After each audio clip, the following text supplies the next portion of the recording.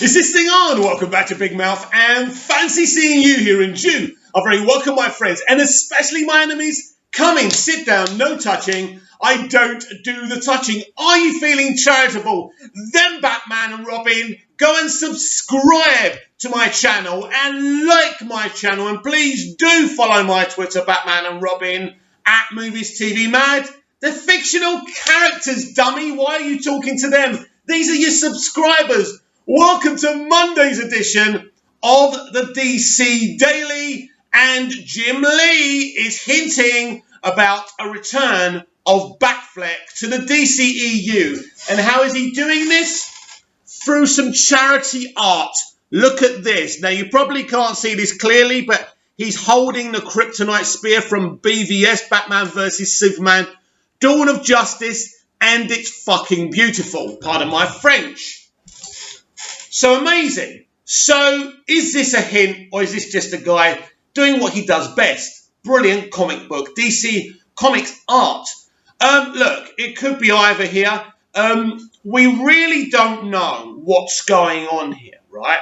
The original plan was Ben Affleck in BVS, Ben Affleck in Wonder Woman, Ben Affleck in Suicide Squad, Ben Affleck in Aquaman. He was going to be not in the tone of Tony Stark, of course. It would have been the tone of Snyder's DCEU, but he was going to be like the Iron Man of the franchise. He was going to be front and center. Now, personally, I think the original idea of having a post-credit scene of Batman stealing the kryptonite was a great idea, because then we see him in the first movie, and it makes sense for him to be front and center. After all, he is Batman, right? And Superman has started this whole franchise. So that's a very exciting thing. So back in the day, Ben Affleck was really, really up for this. Really.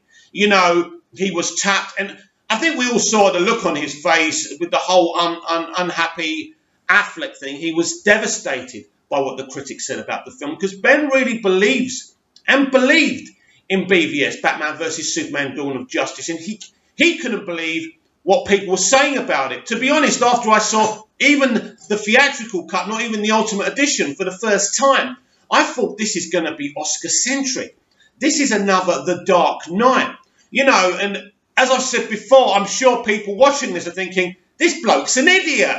You know, but if you don't like BVS, of course you're going to say I'm an idiot. But if you do love BVS, you're going to say, yeah, man, this film should have won multiple Oscars. And as I said to the haters, it's going to be a joke.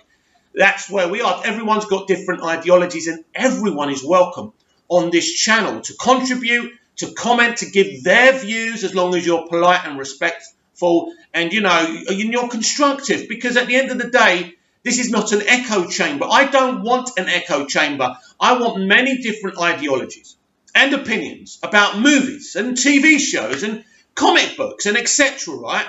I have my opinion. I love what Snyder did, but I'm first and foremost a DC fan, as I say repeatedly every day. And if you don't like Snyder, you don't have to like Snyder. It's not a crime. But again, be polite and stick to his work and not his private life or anything like that. Be respectful of people while criticising them. That's how you do it in life, and that's what I respect. And if you're polite like that, I will always respond to you and even respect you and give you kudos. So, is Affleck coming back? This is the million-dollar question since Zack Snyder's Justice League has been announced. One thing's for sure, we are going to see a hell of a lot more of him than we did in the theatrical cut of Justice League. We have a 4-hour film on our hands here, baby, and Batfleck is front and center. But I remember a year and a half ago, I came here to you and I said, I don't expect Batfleck or Cavill's Superman to appear on a DC film again. And my opinion was, I just felt that the IP of Cavill's Superman was damaged by that horrible upper lip CGI, that there was no coming back from it. I, of course, have changed my mind since then. And in terms of Batfleck, I think because so many people hated BVS, it was a problem. What were they going to do with these two versions of these characters? The number one and number two characters, or the joint number ones, right, in DC Comics. They want a Batman and Superman that everybody loves. And that's the problem. And this is the thoughts that are probably going through Ben Affleck's mind right now.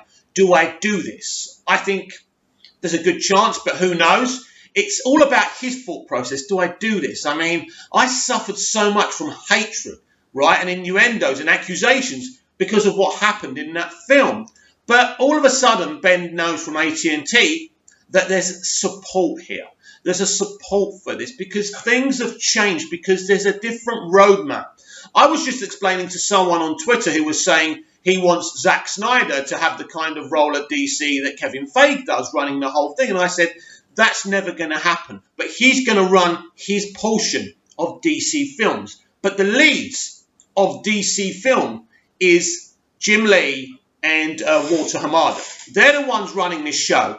In terms of Walter, he has great experience in the corporate entity in filmmaking, and he knows how to produce a film and how to fund it. And in terms of Jim Lee, you know, his knowledge of these characters is infinite, isn't it? He knows these characters more than Walter obviously does, and he knows the right decisions to make. So what you're going to see in here, and we've already discussed the multiverse in episodes of the DC Daily before, but what you're going to see here is a roadmap to a multiverse where you have the Snyderverse, you have the Arrowverse, and then what they'll do is they'll create other Earths and other versions of these characters on other Earths. So you have a big, big roadmap, and all this will be explored at the DC Fandom, right, on August the 22nd. This roadmap will be revealed to you. So all those people who keep on spreading lies and keep on saying this is going to happen and that's going to happen are going to be exposed, because basically the roadmap is going to be revealed. And I'm so pumped finally that there's a plan. And I think there's been a plan in place since Hamada arrived, but now we're getting to the end game, the reveal of it. And that's what I'm really looking forward to. So all these rumours about Batfleck coming back, they can't be substantiated right now. We already know there's big rumours about Cavill's Superman coming back from Access Media, but Access Media these days don't have very much access, so it's hard to take those reports seriously. What I will take seriously is the intel that I've got that a new Superman will be cast. That's a foregone conclusion. So we could have quite a few versions of Superman in this new multiverse movieverse, right?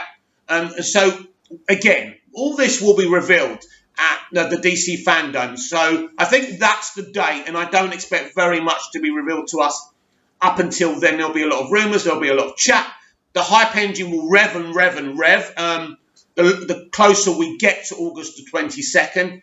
But I think if you finally want to know what the plan is, you're going to find out on August the 22nd. And as I've said, in terms of Batfleck, the ball is in Ben Affleck's corner. We don't know if he's decided to do this, or if he's still thinking about this, or if he said he doesn't want to do this. All we know is we're going to see him in at least Zack Snyder's Justice League, and hopefully Season 2 and Season 3 of Justice League as well, if everyone comes in and watches Zack's Justice League. But there is a plan in place for a multiverse, which includes the Snyderverse, and that's something we should all be pumped about.